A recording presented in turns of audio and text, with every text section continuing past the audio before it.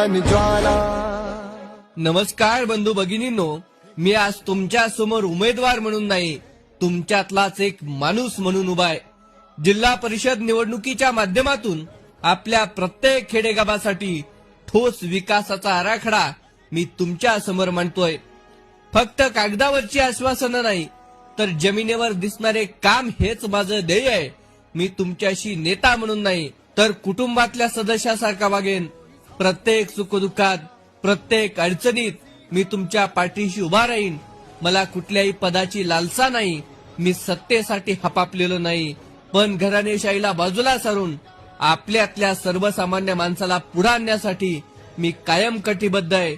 तुमचा विश्वास आणि माझी जबाबदारी, तुमची सेवा, आणि हाच माझा खरा धर्म। अंधेरों का अस्तित्व मिटाया।